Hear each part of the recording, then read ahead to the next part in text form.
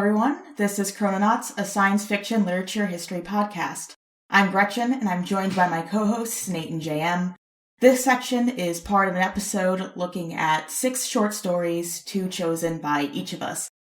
Take a look at the previous sections to hear about Kailas Shunder Dutt's A Journal of 48 Hours in the year 1945, Sakyo Komatsu's The Savage Mouth, Gerald Kirsch's The Brighton Monster, Frederick Pohl's We Purchased People, and Harlan Ellison's I Have No Mouth and I Must Scream. You can find Chrononauts on all major podcast platforms, Spotify and Apple. We have a blog spot at chrononautspodcast.blogspot.com where you can read a number of texts and translations. You can also follow us on Twitter at ChrononautsSF and Facebook at facebook.com/chrononautspodcast or email us at chrononautspodcast@gmail.com. James Tiptree Jr. was created in 1967.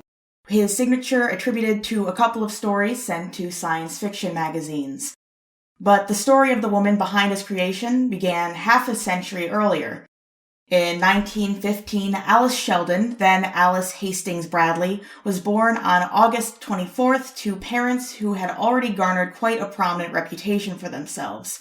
Her mother, Mary Hastings Bradley, was a successful author herself, writing travel books and popular fiction, particularly romance and, for her first published work, historical novels, as well as a socialite, an explorer, and a big game hunter. Her various facets accounted for some of her popularity in the press. One of her publicity shoots displays her in an evening gown, seated on the skin of a tiger she had shot herself. Sheldon's father, Herbert Bradley, had a like adventurous spirit. Alongside his profession as a lawyer, he also led 3 expeditions into then unmapped Central Africa. The two married in 1909, expecting to raise a large family. Unfortunately, though, in the 5 years leading up to Alice's birth, Mary had several miscarriages. They tried again after Alice was born, but though Mary gave birth again in 1919, the baby, Rosemary, only survived a day.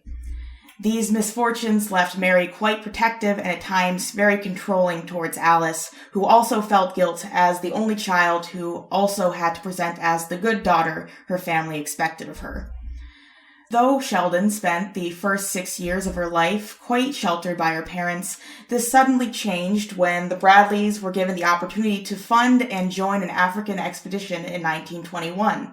Taking Alice along with them, they docked an ocean liner from Southampton to Cape Town in August of that year, not returning until spring of 1922. The trip exposed Alice to harsher aspects of life than she previously knew, to wilderness and death that left its impact on her for the rest of her life. Then, when she returned, she was included in the spotlight her family gained in the press. She attended school for the first time a few weeks after her return, which didn't go well. She found it hard to relate to her classmates and vice versa. She also began around this time to suffer what servants called Alice's little uproars, bouts of depression that would occur throughout the rest of her life. In 1924, the Bradleys took on another expedition. They planned to travel from Africa to India and further into East Asia, the Dutch East Indies, Indochina, China, and Japan. Returning in June of 1925, Mary wrote the travelogue Caravans and Cannibals about their time in Africa, which ran as a serial in the Chicago Tribune during fall of that year and came out as a book in 1926, as well as one covering their time in Asia, Trailing the Tiger. She also took up public speaking, touring universities and clubs with her travel lectures, and joined the Society of Women Geographers, an alternative to the Men's Only Explorers Club, which went on to include figures such as Margaret Mead, Rachel Carson, Eleanor Roosevelt, and Amelia Earhart. Alongside that, Mary also wrote 2 children's books that had her daughter as the central character, Alice in Jungle Land and Alice in Elephant Land. The books were illustrated by Alice herself.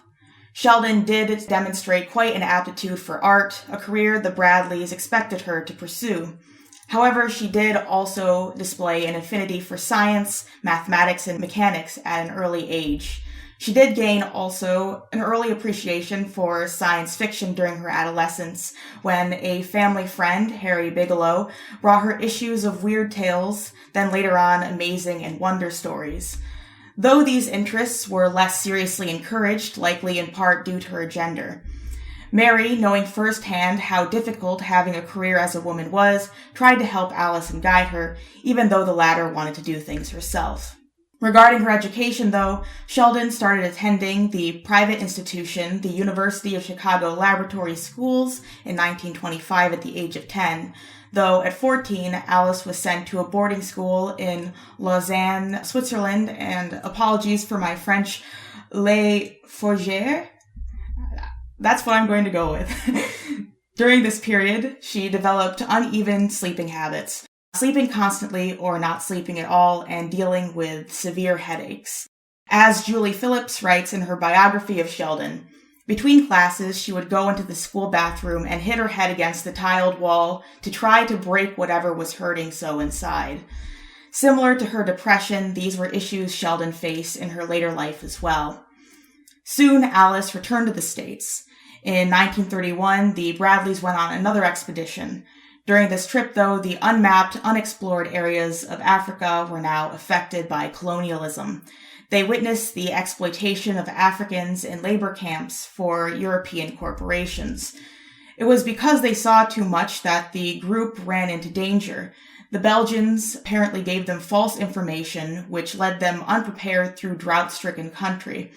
They survived their last couple of days in that region on a cup of water each. After this voyage, she had illustrations she made during this recent trip displayed in a gallery exhibition in Chicago, selling her first and only artwork besides the ones she included in Mary's children's books. Though she was still on the track to be an artist, Sheldon was already starting to display leanings towards writing, submitting fiction to the literary magazine at the school she was currently attending, Andre Brook in New York. She then attended the Women's Arts College, Sarah Lawrence, near New York City. After she finished her degree there in 1934, she returned to her parents in Chicago, and it was also the year that Mary planned Alice's social debut, really the end of a girl's freedom, which stops at the point where she would become the chooser instead of the chosen. During said debut, Sheldon met a young man named William Davy and eloped with him shortly after. She recounted, "When I was made into a debutante, I thought that I was on the slave block to be married, so I married the first boy who asked me 3 days later. He'd been seated on my left at the party, he was certified as a poet and gentleman by the president of Princeton, and so I ran off with him to walk again." The marriage lasted 6.5 tumultuous, violent years. They attended the University of California and failed to complete their degrees. They tried an open marriage and had affairs, both of them later agreeing that their sexual experiences together were not very satisfying. In spite of that, during their first year together, Alice got pregnant, and Mary arranged a legal abortion for her. Unfortunately, the abortion was botched, and she nearly died of an infection from it, an incident that prevented her from getting pregnant in the future. William also had a temper and directed his anger towards Alice, sometimes violently. One of these occasions led to Alice's hospitalization and influenced a period of separation between the couple, during which point she worked more on her art in New York and Bill worked on a novel in Santa Fe. They attempted to live together once more, but this attempt was equally unsuccessful. On April 26, 1940, Mary wrote in her datebook, "Letter from Alice, finis to her marriage." After the failure of her first marriage, with more interest in writing professionally and with the help of her parents, Sheldon gained a job at the Chicago Sun in December of 1941 as an art critic, though as the U.S. became involved in the Second World War, she wanted to help support the war efforts. She got her chance with the establishment of the Women's Army Auxiliary Corps in 1942. By September of that year, she was assigned to Fort Des Moines in Iowa. However, in 1943, WAC was disbanded. By that point, Sheldon was a third officer, the equivalent of a lieutenant. Instead of quitting the Army, she re-enlisted, seeking to be involved in the recent development of photo interpretation. Requesting a position dealing with this technique, she was transferred to Air Force Photo Intelligence. Soon she was sent by her department to receive formal training in photo interpretation at the Air Force Intelligence School at Harrisburg, Pennsylvania. As Alice was dealing with the same irregular sleep patterns and other issues as she had while at boarding school during this period, she was diagnosed with fatigue by an army doctor and prescribed the new miracle drug Benzedrine. Though she stopped taking the pills when she felt she was relying on them too much, she continued to struggle with amphetamine usage and addiction afterwards throughout the rest of her life. After VE Day, Sheldon received orders to report overseas in London for a special assignment. She was among a group of people tasked with examining and interpreting information gained from the Germans after their defeat. Also included in this group was Huntington D. Sheldon, also known as Ting. Alice's superior officer, the two still grew very fond of each other during their assignment, and by September 22nd, 1945, the couple were married. The two remained together for the rest of their lives, their marriage though being more of a friendship than a romantic or sexual relationship. After completing their work, they returned to the U.S., and the Sheldons, living in New York, caught an ad on poultry farming and went to try getting into the industry. From 1948 to 1952, the two ran a chicken hatchery until the profits dwindled and the work felt less rewarding, and they took on a starkly contrasting career. Alice and Ting, the latter of whom had previously helped draw up the National Security Act and establish the CIA, decided to join the organization. While Ting remained in the organization, Alice found herself feeling stifled by the politics of it and the atmosphere of DC in general. Though not a communist, she felt herself to be a nonconformist and once apparently arrived at the McCarthy hearings with a pistol in her pocket, quote, to make sure one could still get close enough if it came to that. Which is a really great anecdote. Yeah. Eventually fed up with her work and with her relationship with Ting, which was in a rough spot at this time, she disappeared, setting up a new bank account and renting her own place. Though Ting did find her within a few weeks of her disappearance, she lived on her own for a year between 1955 and 1956. Then she returned to Ting, committed to their relationship. While Ting remained in the CIA, Alice pursued a new path, psychology. She once again enrolled in college, attending American University, and being passionate about her schoolwork, she graduated summa cum laude in 1959, then enrolled in a graduate program at George Washington University. Her coursework finished in 1963, Sheldon worked for the next 4 years on her dissertation. During the time she worked as a graduate, she also was teaching psychology courses at both universities, though the effort of trying to connect to and inspire students she found draining. Finishing up her research in 1967, defending her thesis to become Dr. Alice Sheldon, she began to think of ideas for stories, science fiction stories. While she had submitted and published a number of nonfiction and fiction works between her time in the military and this point, this was the moment writing became her profession, and she started this profession under the name James Tiptree Jr. The name came to her when in the store with Ting, where she caught a glimpse of the Tiptree brand of jam. The junior part came from Ting, but also stuck from Alice wanting to honor her father, who had died a few years previously. It's a good name. It is a really good name. Yeah. It has a nice ring to it. I knew somebody once who had a cat they named Tiptree, and I think they were thinking of the writer, so that's fun. Nice. Yeah. It was this name that she used to send off stories to Campbell at Analog and Pohl at Galaxy. At the same time, Sheldon's thesis was being published in the prestigious Journal of Comparative and Physiological Psychology.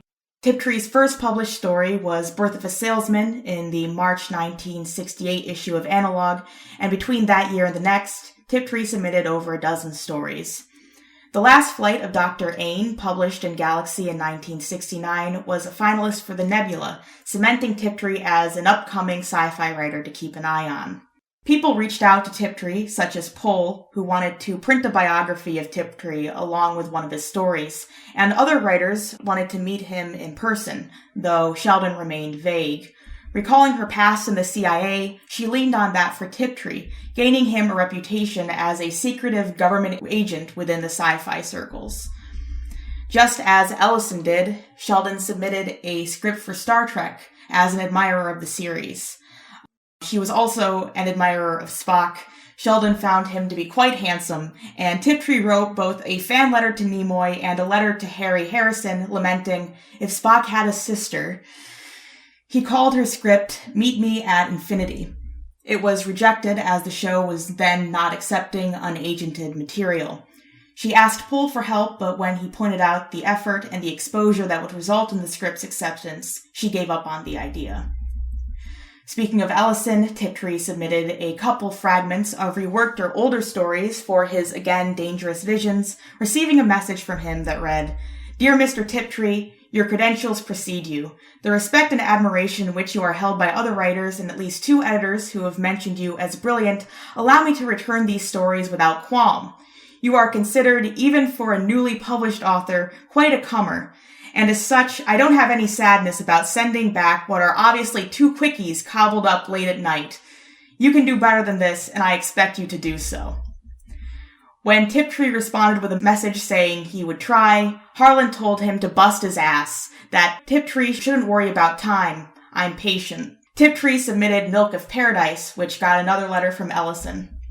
"Dear Jim, dear Mother of God, I just tried to call you from LA. You aren't listed. Now listen to me, man, because this is where the bullshit stops. You are the single most important new writer in science fiction today. Nobody touches you. Not me, not Delaney, not Blish, not Burtis, not Dish, not Dick, none of us. Milk is so good there are no superlatives. It goes beyond. It's absolutely new, absolutely fresh, unkind to everything that went before because it is its own rara avis. You are another new wave. If each new wave is one man, as I contend, then you are what's coming, bursting, breaking, cresting now. And I am so fucking destructed by what you've allowed me to read. I don't know how to say thank you." It's really pretty high praise there. Yeah. Yeah. Yeah, really. Yeah, Ellison was really taken by it. Certainly one I'll have to add to my list to read in the future. Yeah, it was one of the stories I did manage to read for this recording, and it is a really good story. So would you back Ellison up there? Yeah, I would back Ellison up. All right, cool. I haven't read the one in Dangerous Visions, but I've read a bunch of other stories. Mm. So maybe 4 or 5 stories in total, I guess. And I really enjoyed them, so... Mm-hmm. Yeah, I also read a couple other stories as well, and all of the ones I've read have been really great. So I think, I think Ellison has a good point. But yes, Ellison saved this particular story for last in the anthology because he claimed that it was the best for last, and said, while Kate Wilhelm is the woman to beat this year, Tiptree is the man. Tiptree didn't give Ellison a biography, as he had requested, but in 1970, he accepted an interview over mail by Jeffrey D. Smith, editor of the fanzine Phantasmicom. Sheldon gave Tiptree her own biography, utilizing her expeditions in her youth and her military experience as signs of Tiptree's masculinity. Along with these facets of her life, Sheldon also used Tiptree as an outlet for exploring her sexuality. Beginning a memoir of Tiptree about his past loves, she faced her own crushes that she had on women in the past. She let Tiptree befriend other writers too, striking up correspondence with a number of sci-fi writers, including Ursula K. Le Guin and Joanna Russ, who were 2 of the most constant people she wrote to. Sheldon was involved in the growing feminist movement of the 1970s, joining the National Organization for Women, switching her membership in the American Psychological Association to its more specific Division 35, the Psychology of Women, and she subscribed to the magazine Miss. In Tiptree, people saw a male feminist. Sheldon wanted more freedom in her writing, however, and created another persona, Raccoona Sheldon, a school teacher and a friend of Tiptree who encouraged her to submit her own writing, and it's under this pen name that the Screwfly Solution was published. This new pseudonym allowed Alice to work outside of the growing shadow of Tiptree, who was really earning a reputation. The pressure on Tiptree to reveal himself grew, and rumors over his identity increased. In 1973, people joked that he was involved in the Watergate scandal. This was exacerbated by the nominations of Tiptree's stories for Hugos and Nebulas. At the DC Worldcon, where The Girl Who Was Plugged In was a contender for the former of those awards, there were rumors that Tiptree was in the crowd, hidden in plain sight. The Girl Who Was Plugged In won the Hugo, and Jeffrey Smith accepted it on his behalf.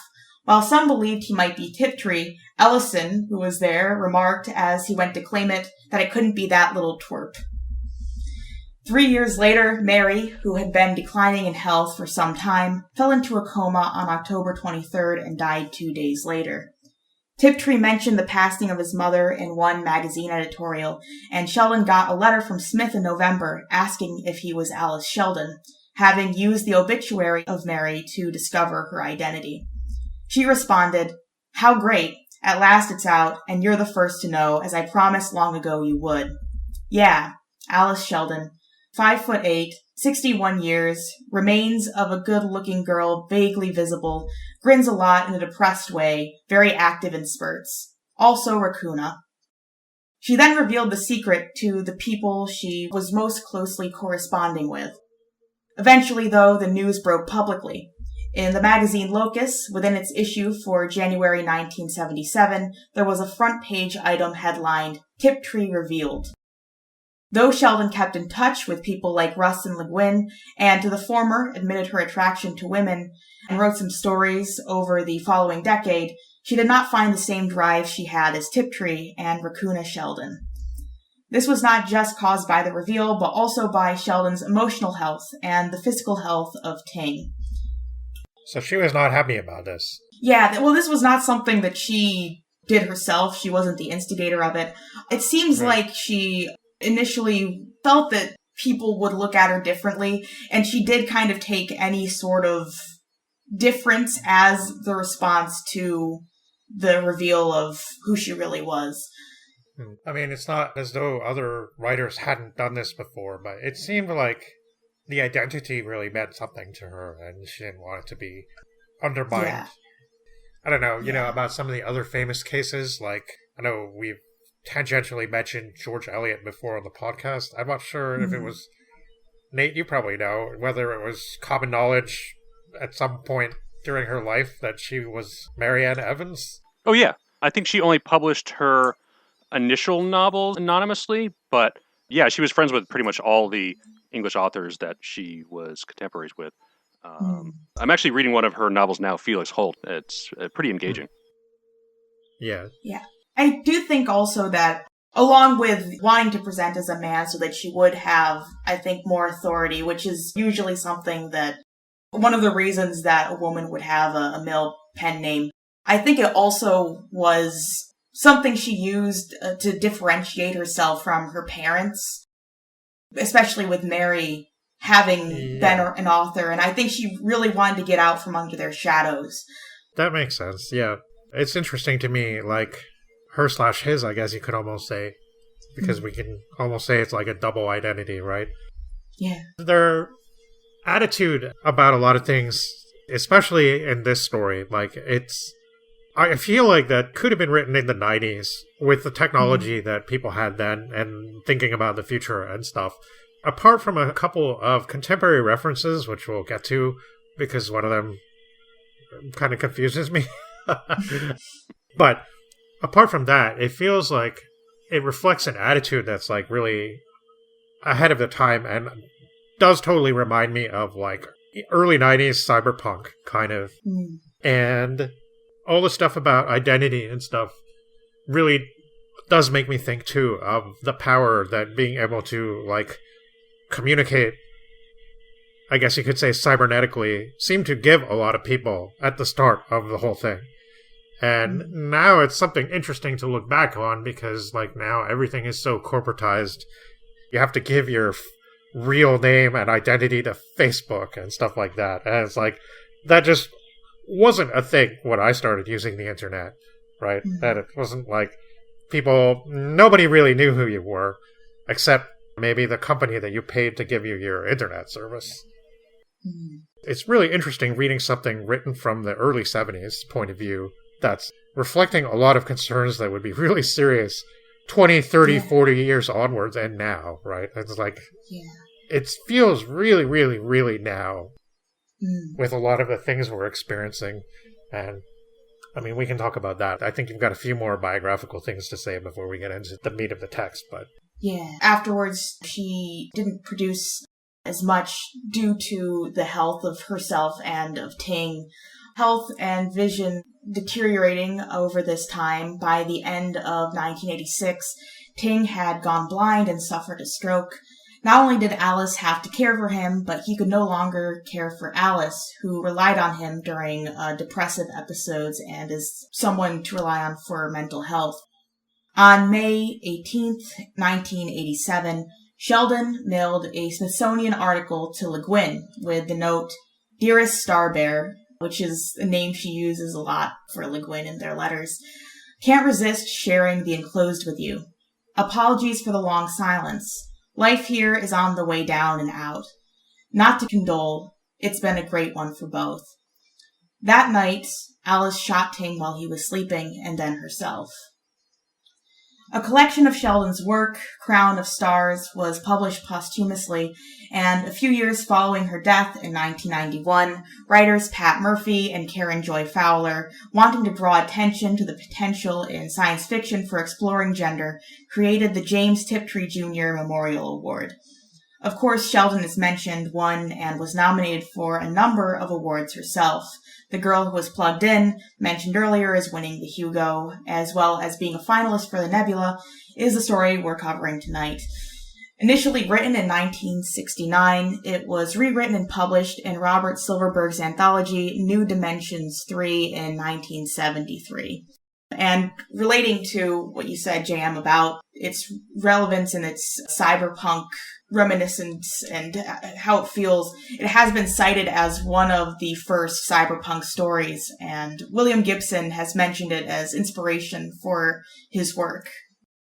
Yeah, it definitely feels very forward-thinking in that way, as far as a lot of the elements go with how the corporations are kind of manipulating everything, getting their agenda across, not by explicit messaging, but I guess by subtle influence and using technology to achieve those goals. Yeah, it definitely feels like something that you would see later on in the 80s and 90s, especially getting into what you were talking about, JM, with how the internet is functioning now and how corporations are exercising a heavier hand over how, computer networks are laid out and interfacing with our lives and all that. I did think the comment on celebrity and influence was interesting too, both in terms of some of the stuff that we've covered on the podcast before, like the Fritz Leiber Desk Full of Girls, and kind of comparing how that looks at celebrity and fame versus this one. But also, I guess, in today's internet world of over-commercialization and influencers and things like that, always shilling products and things like that, not necessarily like saying, here, buy this, here's the reasons why it's great, but just more like product placement, advertising brands by wearing them and things like that. I tend to avoid it a lot, but every now and then on YouTube I'll see like drama videos about book talk and things like that, and how like it's commercializing reading and how a lot of people just treat them as like trinkets to be shown off rather than, I don't know, text that you can get something out or... Yeah, they don't even know they're being advertised to. Right, That's the whole point. Yeah. It's like... Even the controversy sometimes around people who won't say that they're creating an ad when they make a video, and like having to label that or not doing so and being disingenuous is something that feels very connected to this text. Like, I feel like Sheldon would have seen that. Yeah. Yeah, definitely. Yeah. And I mean, certainly they had celebrity influence back then in the 60s and 70s, but I don't know, it just feels like it hits different now with how prevalent it is, the product placement and branding and all that versus, I guess, what you would see in 60s and 70s advertising. Yeah. We talked a lot about that during discussion of Frederick Pohl and how advertising, pulling apart, dissecting, and satirizing and criticizing the whole industry was a big part of his thing. And here we have Sheldon/Tiptree sort of hypothesizing a near future where it seems like sensibility got the upper hand, and people like me who despise advertising, like, almost instinctively jerk away and don't want to listen to it. One, it seems like we're on top because you're not allowed to advertise anymore, not openly. But they have a way of doing it that's already in practice now, that your ad blocker will never stop.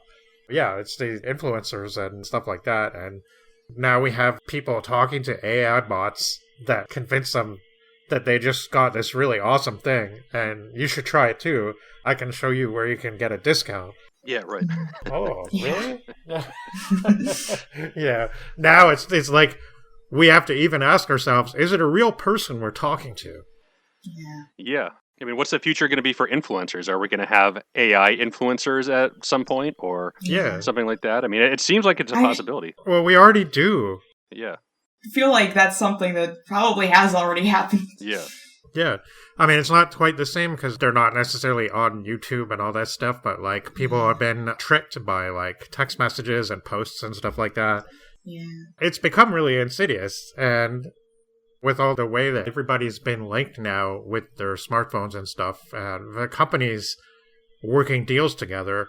I know this is sounding like I'm going down the conspiratorial rabbit hole here, but it's like you and me and so many of the people around us actually walk around advertising the fact that we belong to this and that service, and we're open to being catered to / advertised to / pushed in one direction or another by all these corporate entities.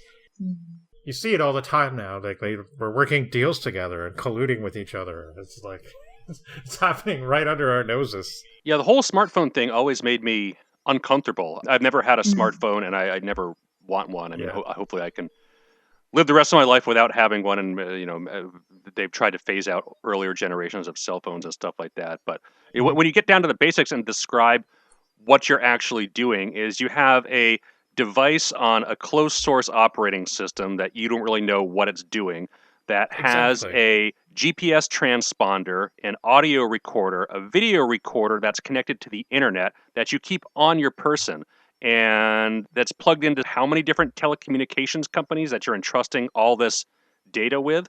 It's just kind of crazy to me that a lot of people are not thinking about these issues from that perspective, and that are just perfectly willing to adopt this in mass. Like, I've met almost nobody in my life who has rejected having a smartphone entirely. I can't blame other people for wanting one. They're certainly convenient in certain ways, but I mean, the privacy issues to me and the amount of control that we're giving these telecommunications companies over our personal data, to me, just seems insane. I mean, when we talk about dystopian surveillance states that we might see in some works of science fiction, or we think of like communist China or something like that with their facial recognition technology. Well, it turns out you don't need a government to do that. All you need is some app that turns your face into a cute cat or a cute dog that's willing to map out your entire facial features, and you can just create the database on your own. I mean, you market something in a certain way, and you can achieve these really eerie dystopian results and have it just be like totally normal and accepted. And this does plug into that, if you will, definitely a lot in this story. And it's really awesome to read that kind of stuff in the 1960s, early 70s, and looking at how forward-thinking it is. In addition to it being a really, really good story that's incredibly, incredibly well written, I was really blown away by this one at how good it was. And I think a big part of that is Tiptree's prose style. I mean, if this had been your typical sci-fi author with the exact same story, all right, it would have been pretty good, but she really, really brings it to life with how she writes it. Yeah, I love the style of this story. I think also in Phillips' biography, I can't remember, it's a quote from somebody, I can't remember who said it, but they said that Tiptree is just able to capture in just a few sentences, like a concept that other writers would take several pages to explain. And that is kind of how it feels. Like, she really throws ideas at you in the way that, like, we have talked about some other writers that do it, but, like, Tiptree does that as well. Of just really managing to condense a lot of ideas and a lot of really interesting sci-fi concepts into, like, a really short space. Yeah. I don't think the two of them are necessarily, like, I don't think apart from the fact that they're both really amazing prose stylists, I don't know that they have that much in common, but one of the people that Sheldon mentioned when it came to people that she liked in the genre was R.A. Lafferty. And I definitely see some parallels, aside from the fact that Lafferty was like kind of a bit of a conservative Catholic, and it does show through sometimes in his work. Not in a bad way, but just like can see some of those messages coming through a little bit. Generally very, very open and funny and very insightful and just incredibly powerful writer. Both of them got started in their thing kind of later in life than a lot of the writers that we've been talking about who wrote for the magazines and stuff like that. I can't remember when Lafferty was born, but it was probably like within 5 or 6 years of Sheldon, and they both started writing over 10 years after the Second World War, which they both participated in. And they both have this really sophisticated style that sort of feels like it's coming from somewhere else, aside from like the past of the magazines, which they may like, but it seems like it's not really the primary influence on like their prose and stuff like that. And yeah, it is this really amazing style, definitely. Gretchen, do you know if I kept seeing like different dates for the publication of this story, and it says 1969, 1973. I think I saw a later one at some point, but you know how much the story was rewritten for the 1973? I think it was a bit, because at the end there's a reference to an actual... At least from what was mentioned in the Phillips, I just know that the version that was originally written in 1969 was rewritten. I don't know to what extent. It doesn't really elaborate on how extensive the changes were. Yeah, the ISFDB record lists the New Dimensions 3 and 73 as the initial publication, so I don't know if the 69 version was only in manuscript form or for... I think what happened, from what I remember, I should have taken the note of this one, I think she had submitted it to one of the magazines and gotten notes back, and she just like put it on the back burner. Sure, yeah. So the headline, the newspaper headline mentioned at the end of the story, is a real headline from 1971. It's not exactly, I think she paraphrased it a little bit, but it's too close. It was a thing published in the New York Times about Nixon, and I'm sorry I can't remember the details of what the article said, but it was like talking about his something about his campaign or something like that, and it's just like... Was it anything about like his economic ideas? Yeah, like that's right. Yeah. So the headline in the Times is very, very similar to what she wrote there. Yeah, and I assume that was intentional. Given I will get to that at the very end. It's a weird final punch there, but yeah, I assume she was intentionally playing on that due to how she frames it. Yeah, so she obviously made some changes to it, I guess, then. Yeah. It'd be interesting to compare the two versions, I guess, see how much was actually... But you see, it's not that much of a difference. It's only 4 years, right? So it's not like the technology would have advanced that much. But it's incredible that the story basically talks about all these concepts of remote control of a physical body, right? It's like, how many internet people wish they could do that, right? You know, it's like... Yeah, I kind of wonder how much her military experience played in here, if she got a chance to work with high-tech computers or machines or something like that, because certainly by the 60s, computers were not in the home as they are now with like personal computers and things like that. But there were large systems that did have like remote terminals, like the Plato system is incredibly, incredibly sophisticated for the 1960s and was pioneering in a lot of ways for both gaming and applications and education and stuff like that. So I kind of wonder if she was plugged into that universe, if that gave her any ideas for this particular story. And if so, what she was interfacing with. Yeah.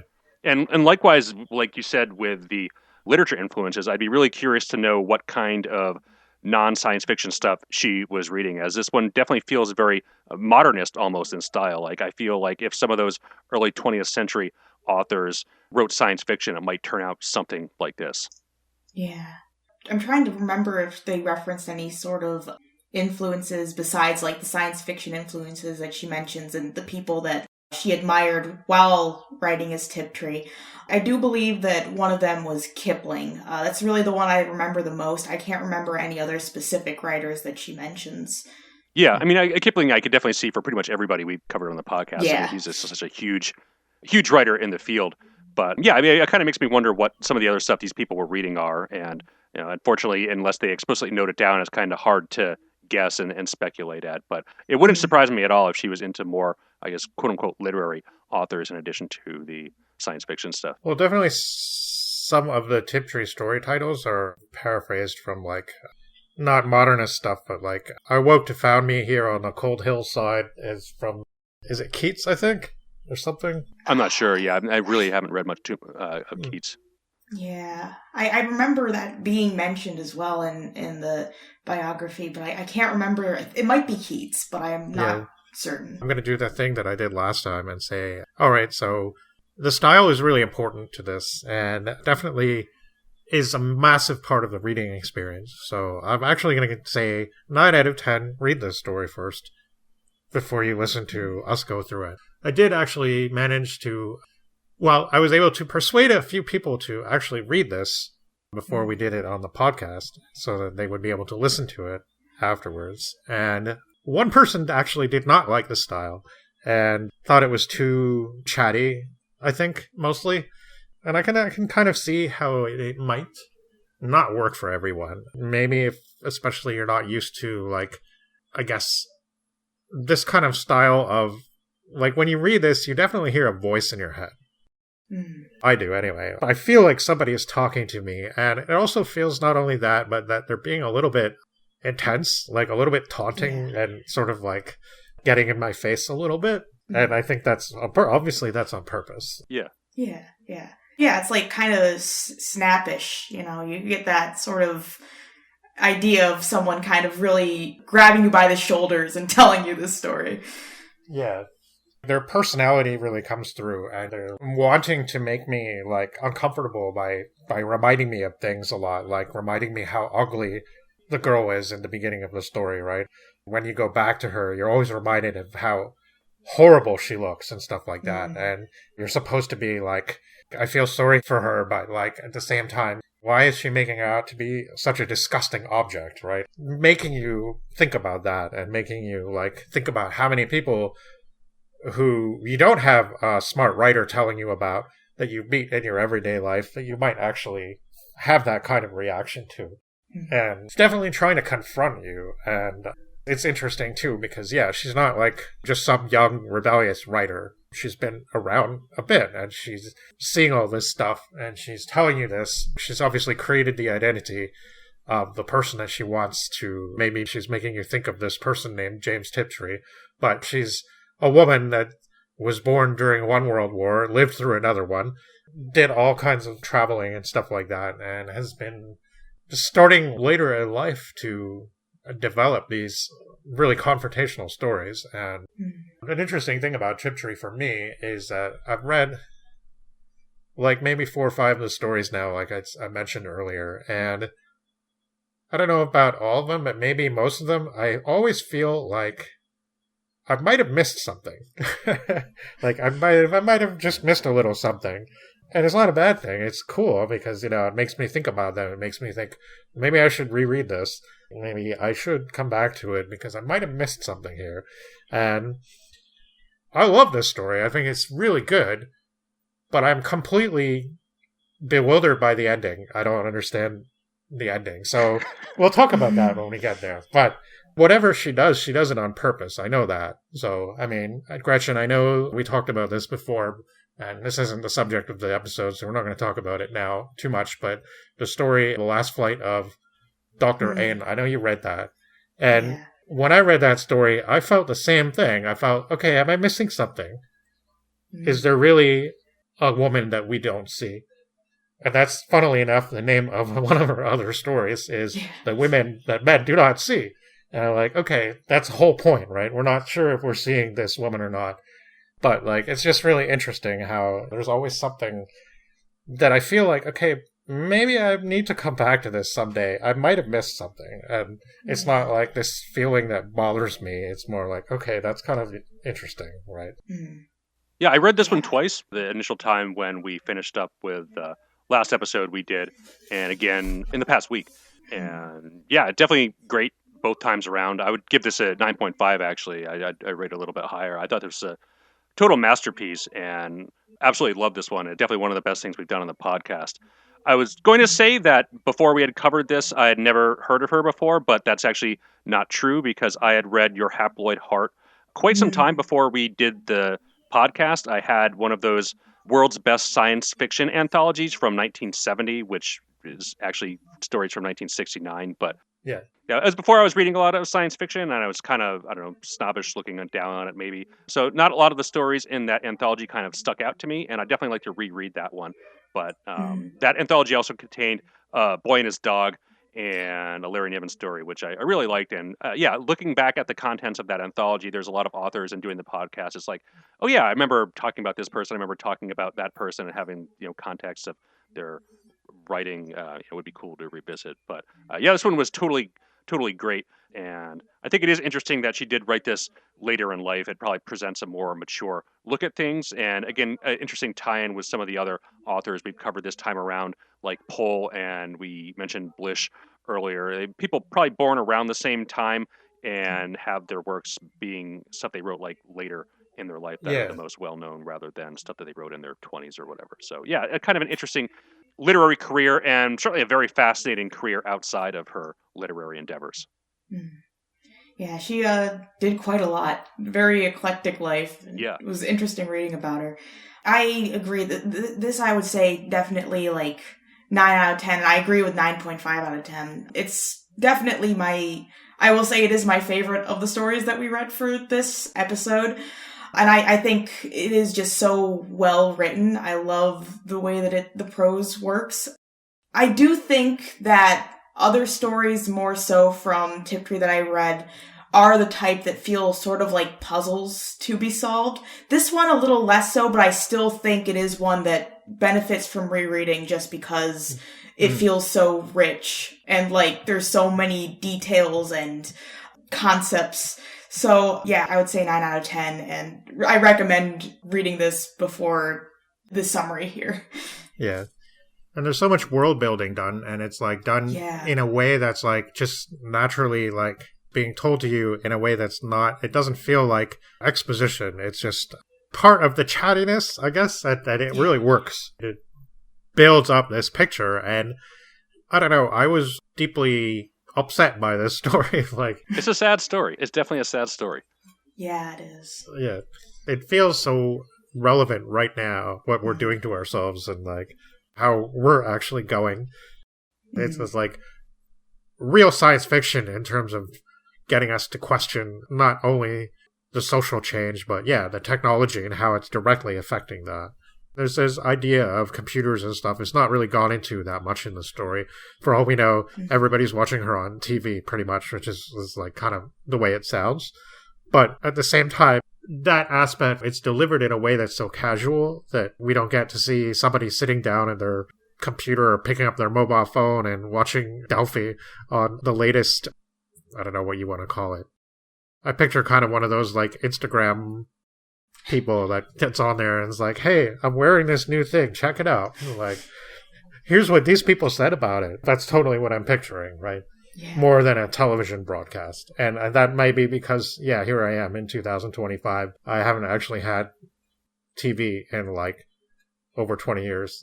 So try to watch what I want to watch and nothing but every now and then you go on the YouTube on your phone and you're going to like pick up something, right? It's just like, I don't know. It's just, and obviously emotionally, the way this girl is being used is really upsetting, right? So we have talked during the other stories about how they all seem to be either very horrifying or very upsetting, and this one fits into that tradition. It certainly does, yeah. Yeah.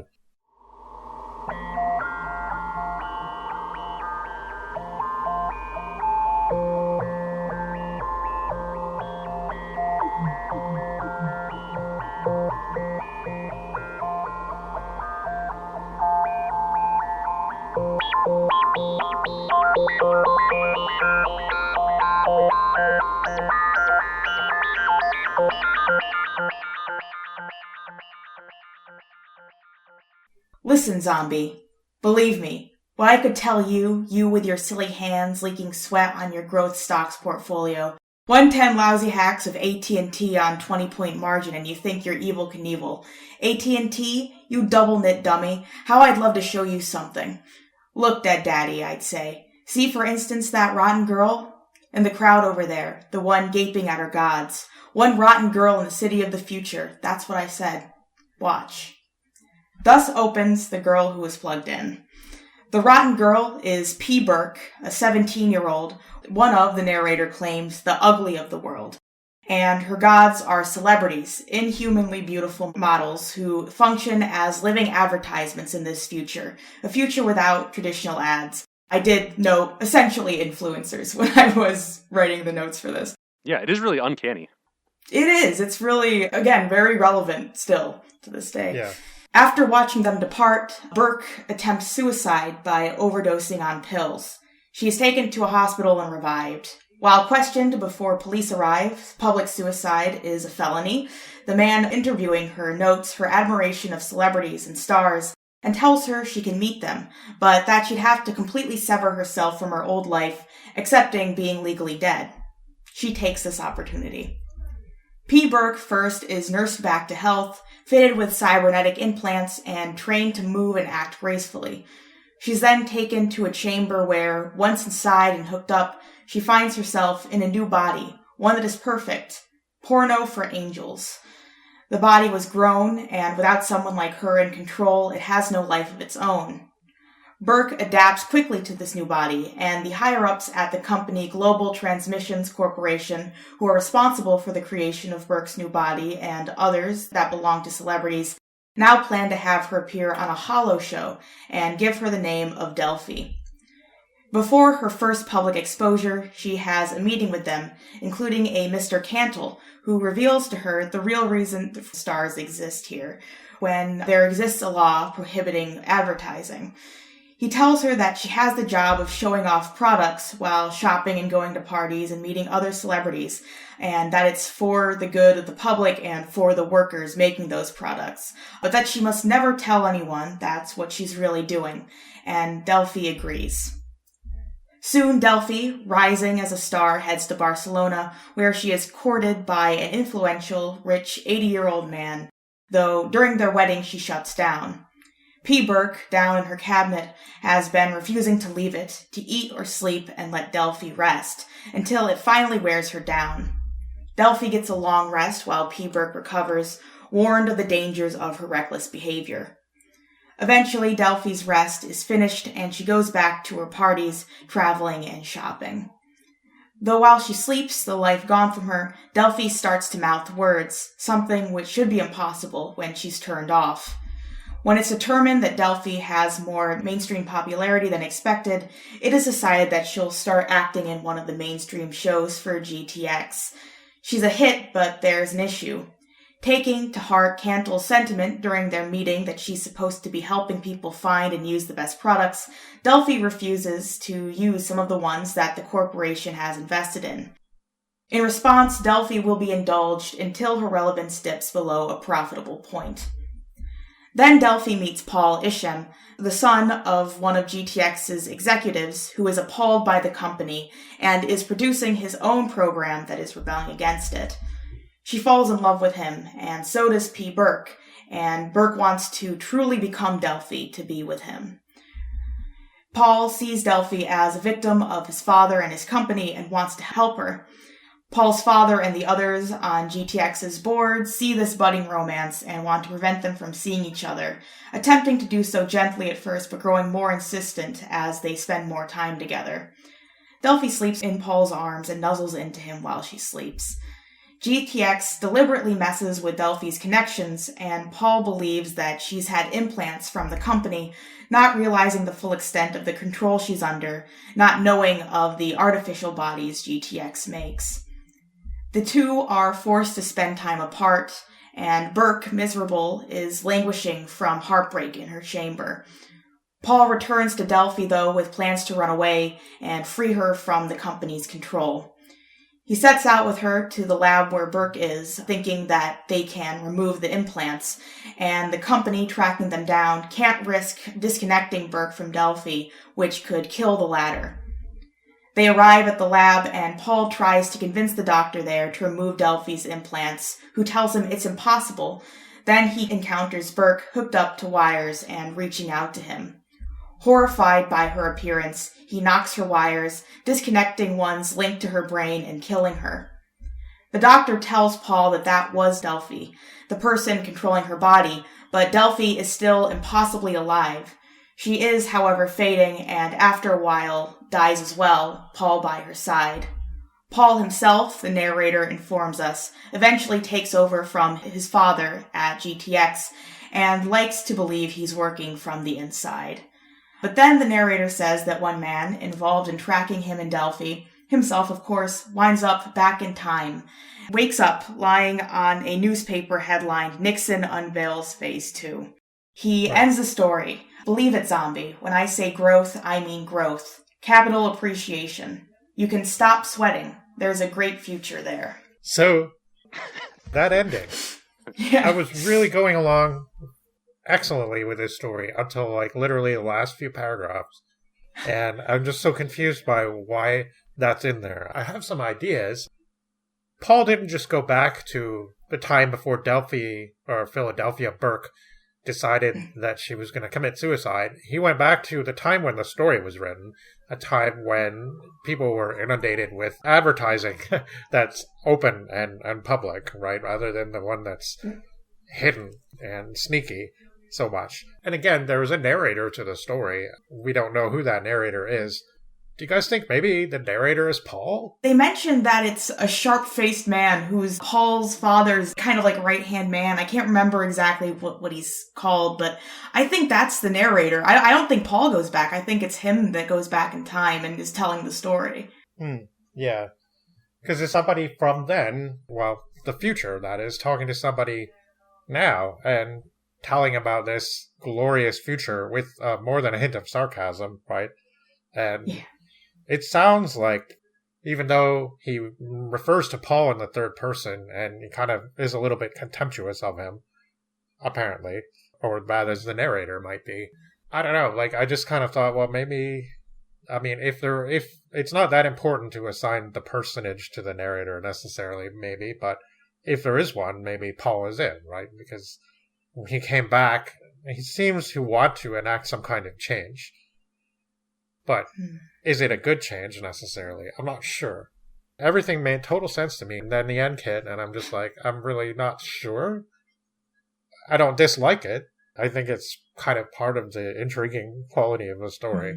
I'm just like, all of a sudden this element's introduced, and I think we can only kind of guess at what it means, right? Yeah, I was assuming that it's just another trait of him accidentally breaking stuff through possibly good intentions. The road to hell is paved with... Yeah.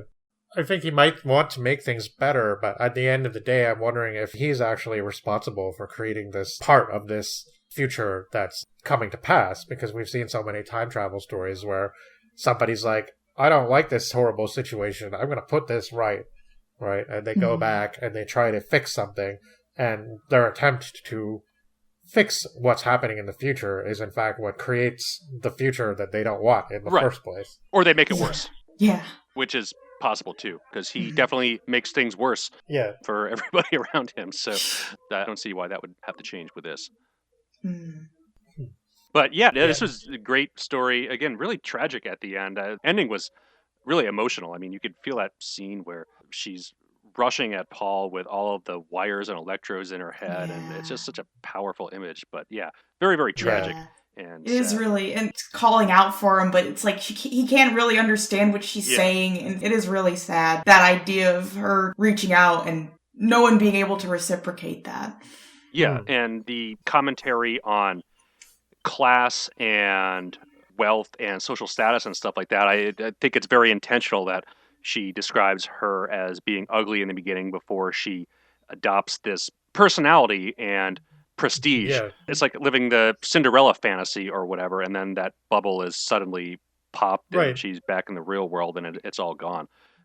But that's probably one of the reasons why she takes to the fantasy so well, more than anybody else who goes to this program, is because she's from that background of being nothing in this society. People like literally trample all over her. Because she's lower class and also disabled. Right. She has Cushing's disease, is what the pituitary, I can't remember what it's called originally, but now is known as Cushing's disease. Mm-hmm.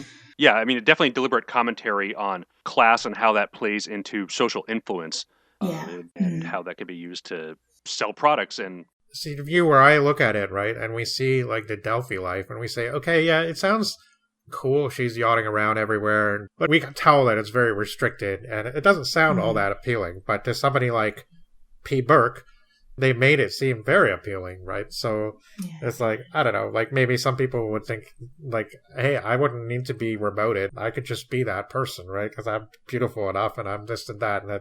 But I don't think most people wouldn't want that kind of life. At least I hope not. No. And I mean, again, it ties in really eerily to the modern day. I'm thinking in particular of the K-pop music industry, where it's pretty much corporate ownership of celebrity and image and people's entire lives who sometimes work their talent to death. It's really kind of crazy how intense and just awful the industry is to its talent. But again, they're portraying them as living this glamorous lifestyle. Yeah, it's the like parasocial relationship of being able to see only that one side of it and thinking that's all of it and wanting that and wanting to meet those people and be them.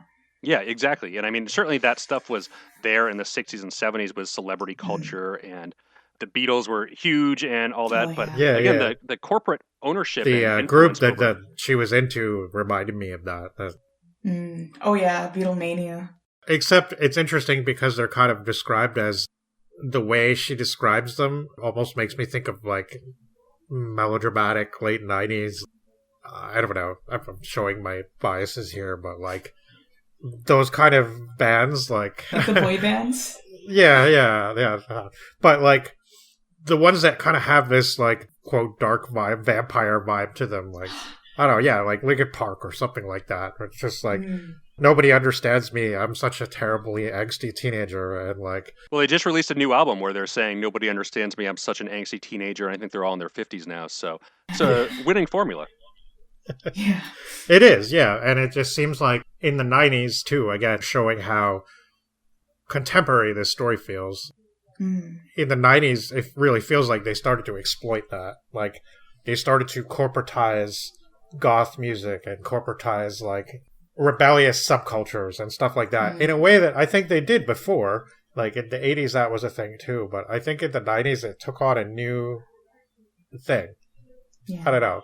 It feels like it took on a new, more all-encompassing aspect where, like, all of a sudden, like, you go to the mall and you'd find, like, I don't know, like Gigi Allen shirts or something like that. Yeah. That's so weird, right? Like, hearing the Ramones, the Dead Kennedys, and car commercials and things like that. Yeah, it's pretty amusing, but I guess that's the way to defeat subversive ideology, is kind of co-opt it as your own, rather than pushing against it. You're trying to claim it as yours, but this like sanitized, whitewashed version of it. Right. That's how Paul does end up when he's working for the company. It's like he had all of that revolutionary, subversive ideas. They just sort of became incorporated into the company when he was at least the head of it, when he was boring from inside, as he says. Yeah, when we wish Paul would be better, right? Like that he would be more, I don't know, I guess he's sincere in his way, but I mean, he's obviously compromised, right? Mm-hmm.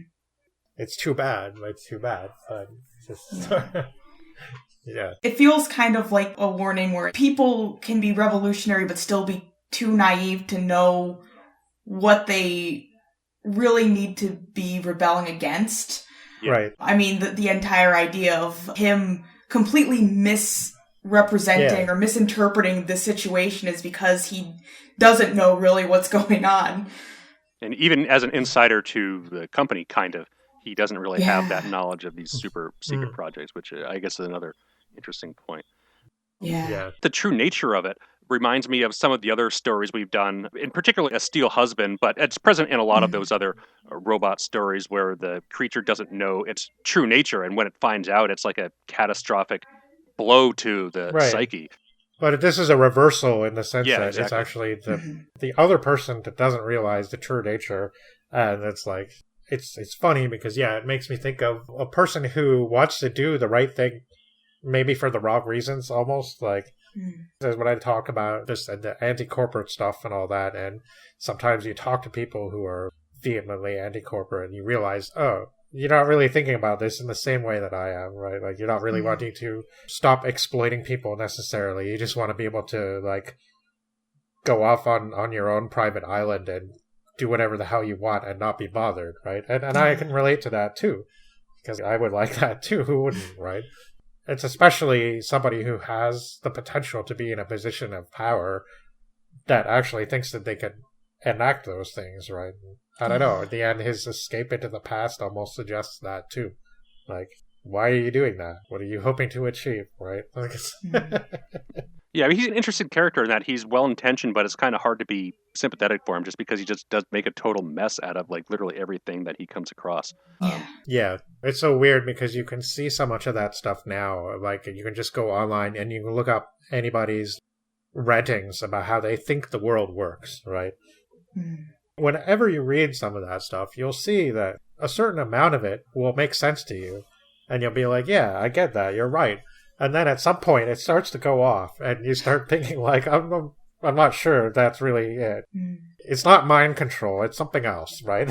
Like, and here he is, wants to believe this so badly, that this beautiful girl is being manipulated by this evil corporation, and she's being mind controlled and forced to do things she wouldn't otherwise do, and it's yeah, and even the reference to Green Mansions, I believe it is, that is referenced the book where he says he cries over the, like, martyred woman in it, which I believe is, like, a colonialist narrative. If I remember looking it up a while back.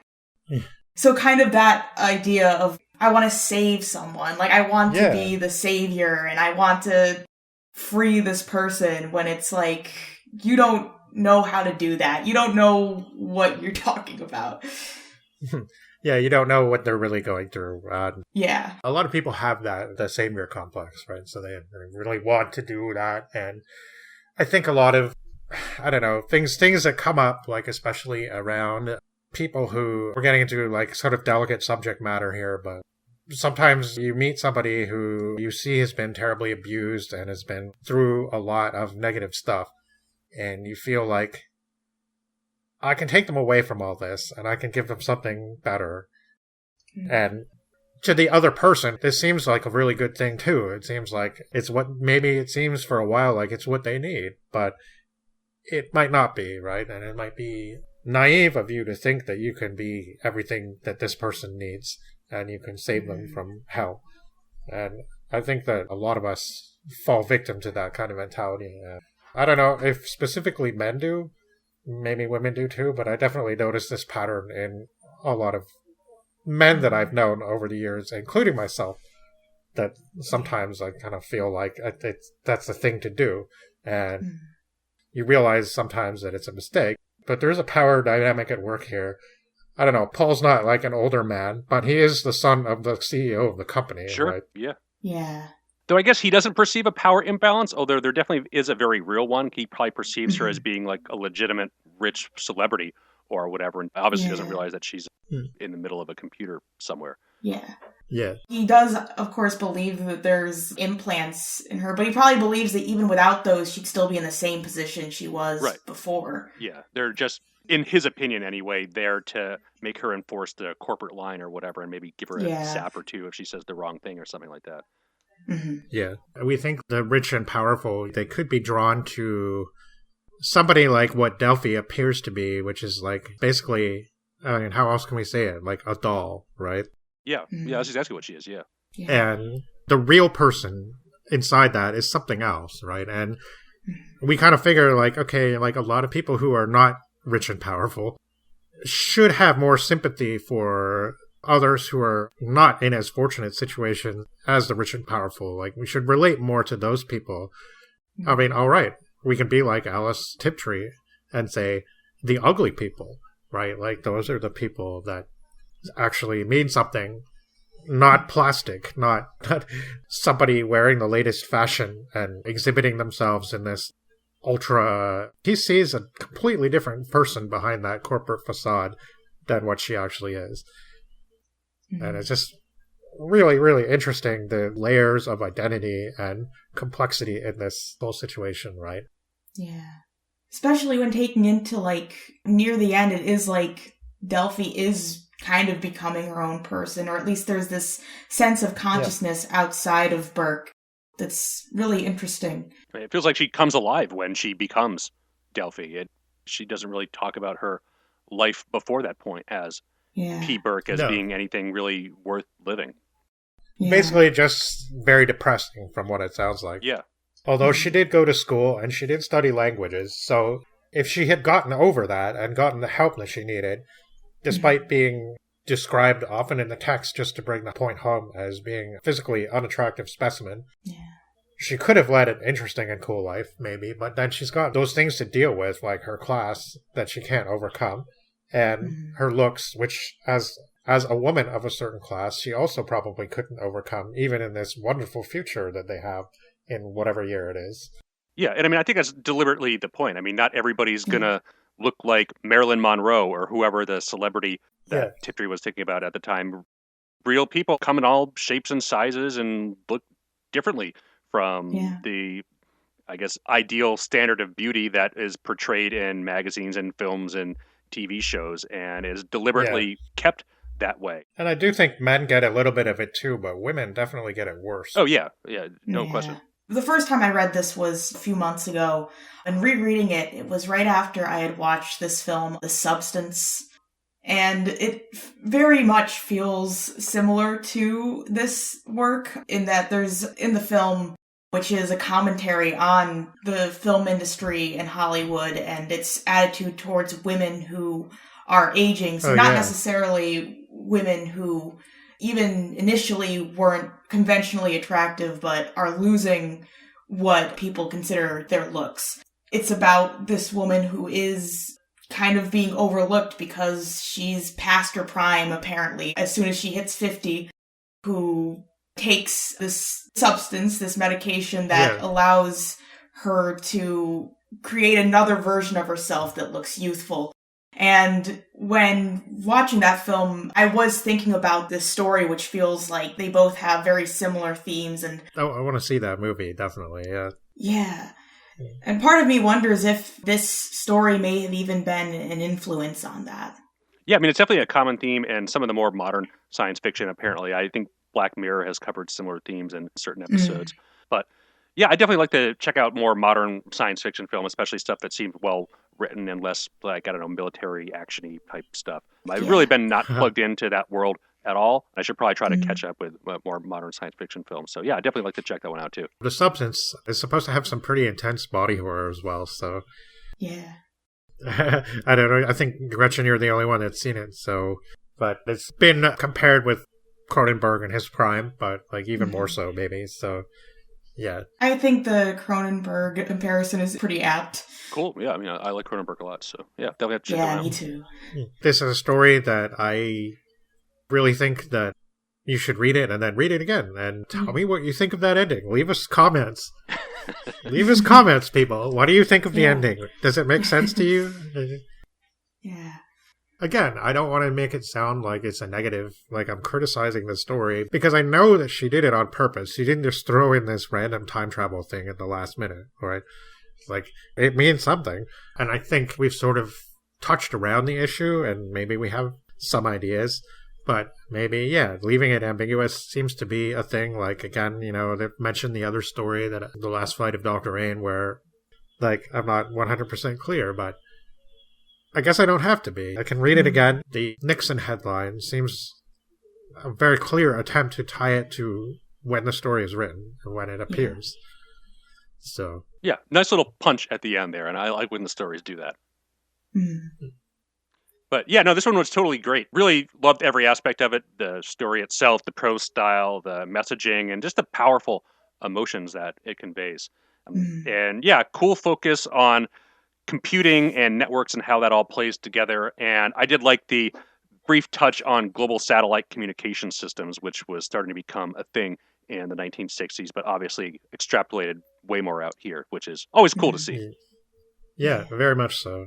I think this story is more relevant now, than it would have been even in the 90s, because now, we are in the world of influencers and AI bots tricking people into trying stuff because they think they're talking to a real human being and all this stuff. And like, yeah, we're not remotely controlling actual bodies yet, but maybe that's a project Google is working on right now. So yeah.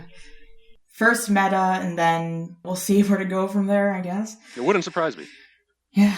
Yeah, this is a story that did affect me greatly because I've been thinking about a lot of this stuff lately. I mean, I discovered the online world in the 90s, and I mean, I kind of spent my time on and off it over the years, but I guess, yeah, starting in the pandemic time again, suddenly I'm paying attention to things that I didn't really bother with before, and I understand some things that I didn't really think about that much before, and because everybody had to kind of, and I mean, I still do a lot of my work remotely, so it's a thing that's in all of our lives now, and it just feels like, yeah, this is the culture we're in now almost. And reading about recently Spotify and how they like destroy creativity and stuff like that, and again, I'm not going to go on a rant about that now, but it's just one of these things that like, wow, we're really in this time now. Like everything feels so corporatized, and how do we get like this? Like it's just like the way that people live.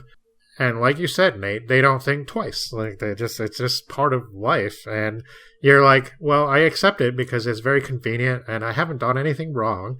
So I don't really mind that everything that I do is being surveilled. My entire life is uploaded to the cloud. And I didn't read the terms of service, which tell me that actually a lot of my data is being sold. And it's just, oh, wake up, people. I'm sorry I had to go there, but yeah. At least I didn't say the S word. But yeah. I don't know. This is a really powerful story. I agree that, yeah, I mean, this is like a revelation. I read this before, and I remember liking it. But, you know, now just having to really like dive deep into it and think about it and pay attention to it and stuff like that. It seems so powerful. And yeah, I'm glad we went there. I'm glad that you chose this story. It's really awesome. It might make you angry. It might make you sad, but that's good. That's the way it should be. Mm-hmm. Yes, I'm really glad that I had the chance to revisit this story, even though the first reading I had of it was still relatively recent. But yeah, I highly recommend reading this and rereading this to get a fuller extent of it. We had been saying there is still so much left even after the first reading to still think about and to question about it. Yeah. Yeah, I love stories that they want you to come back, and they invite you to do that. And I know I've commented on that before on the podcast, and something Zelazny said, this is like, he doesn't want the story to be a one-night stand. You got to come back, right? So definitely the Tiptree stories are all about that, because, yeah, there's so many layers, and there's so much to think about and go into, and sometimes things are a little deliberately kept slightly uncertain or unclear, and I think it's done in such a way that it doesn't seem like an oversight. It seems more like that's deliberate, and that's like, again, it's like a sneaky little doorway opening up and being like, hey, you're going to come this way again because you won't be able to stop thinking about it. So pretty much every Tiptree story that I've read has a little bit of that aspect to it, and I almost feel like I can't really describe it after the first reading. And I think that was a really good, short, concise, but very accurate summary that you did, Gretchen, of this story. And that's exactly how I want my summaries to be most of the time, because I feel like they get too rambly sometimes. But the point is, all this talk around it and all the things that we've been covering around it is the most important thing aside from the story itself, which I think we all think that anybody listening to this podcast really ought to read and decide for themselves what they think. Yeah. And especially with this story, I wanted to provide that kind of bare bones sort of summary just because so much of the details is where it really shines. And like not just the writing, but some of the offhand comments. And you had been saying the world building is what's really interesting in this story. Yeah, and so much of the stuff that makes you think in this story is not like just one thing happening after another thing. It's all the asides that you're given and all the confrontational things that Tiptree is saying and that make you like question how you, the reader, think about things and how you look at people and how you think about phenomena. And now thinking about the things that I've been rambling about and talking about, how we should be thinking about our lives and the way we're going with our submitting to the algorithms and submitting to all the things designed to track us and target us with whatever the companies think we want to buy and we want to subscribe to, because apparently we can't do without any of that. So, yeah, it pushed my buttons. I'm feeling a lot of this stuff lately in the last few years, so you might be sensitive to that, and this story will really affect you like that. For now, though, I think that's it for us, and we've concluded this batch of 6 stories. That's been a really fantastic time. We all picked, I think, some really interesting and good stories. Yeah. I don't know if we want to talk about how we feel about a little bit how this went. I feel like there was a lot of dehumanization in our themes here. Yeah, maybe it says something about our personalities that we all picked really bleak and grim stories. Yeah, I mean, I guess when you get down to it, a lot of science fiction that's not maybe the more optimistic type has this theme to it, right? It's like basically the loss of our humanity through various means. And it can come in different political sides, right? Like it could be a little overboard sometimes with, oh, yeah, we're heading into this modern technological age and it's going to destroy our humanity and we're not going to be able to communicate with each other anymore. Or it could be like more nuanced, or it could be like looking at things in a different way, like this Tiptree story that we've done tonight, which is very relevant of the times we live in now. But that definitely seems to be a theme that comes up again and again in all of our stories. And it seems like everyone almost has been, except for maybe the narrator in The Savage Mouth who did it all by himself without any outside influence, basically robbed of their humanity one way or the other by forces well beyond their control. Sure, yeah. And it's really interesting that our minds all went that way. It definitely wasn't intentional, because this was a total random host choice where we didn't consult anybody else about what stories we were picking. Yeah. We just sort of stumbled into a theme, I guess. I'm not going to bother trying to ask what everybody's favorites were. I think we made it pretty clear. We might come back to this during a bonus episode, but I don't know. I think these were all pretty awesome. So I'm really happy with the way we conducted this. We hope you listened and enjoyed it as well. All right, so yeah, next time on Chrononauts. Yeah, next time on Chrononauts, we'll be talking about the end of the world. Yes. It's high time we address the end of the world. It's been in everybody's face for so long, the end of the world. And there's so many different versions of it. We are going to talk about apocalypses. We're really only going to be scratching the surface in this next batch, but we'll be coming back to the theme, I'm sure, on many occasions in the future, because, yes, science fiction has definitely gone over this topic many, many times in many iterations, pretty much since the very beginning. Yeah, definitely since the very beginning. Yeah, I mean, we already covered The Last Man on the podcast, right? Yeah, right. I know we've mentioned them on the podcast before, but there's another podcast out there. They're not too active now. They might be defunct for a couple years, but the Apocalypse Book Club, who is one of the other podcasts that cover like a lot of 19th century stuff when we were doing that in the early days of the podcast. Yeah. And they decided to cover every apocalypse novel in chronological order, so they do focus a lot on that early 19th century stuff, both the novels called The Last Man and... Yeah, sadly they seem to have stopped in the 1930s, but yeah. I don't know, maybe they'll pick up again one day. Yeah, we'll see. But yeah, there's definitely a lot out there, but we'll be covering 5 stories next time.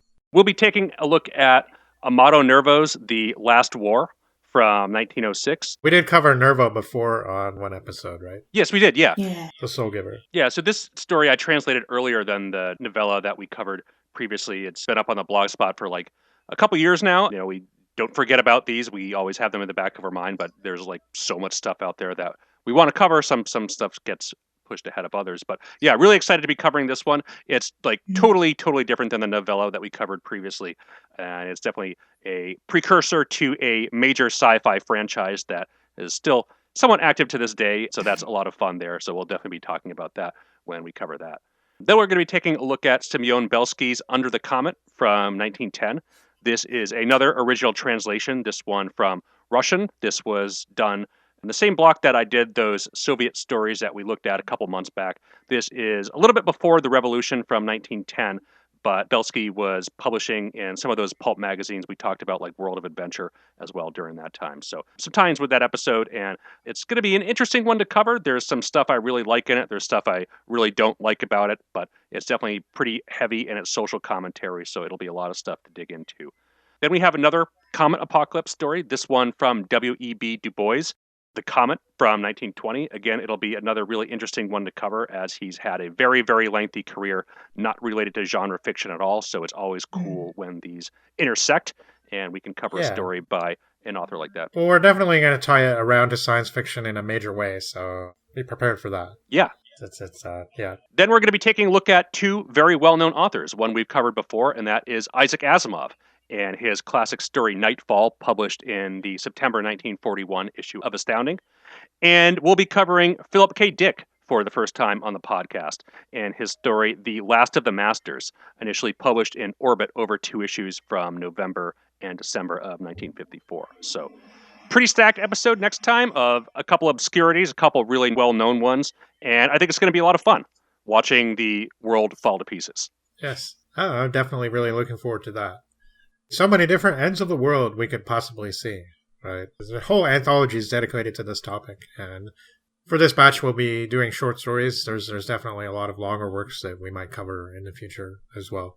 All right, well, with that though, I must encourage you all to keep your firewalls up and make sure you use an ad blocker on the internet. It's good for you, even if it won't stop all the surreptitious hidden advertising that you might only be aware of through your intellect when you know that it's happening. By the way, this episode is sponsored by Squarespace. Just want everyone to know that. Yes. Not really, though. Yeah. Well, it's been a great time, guys. Really had fun with these. And we are Chrononauts, and we'll be back again, well, in 2025. We'll be back. It'll be next year by the time we return. Hopefully we all make it through the holidays. Good luck, and good night.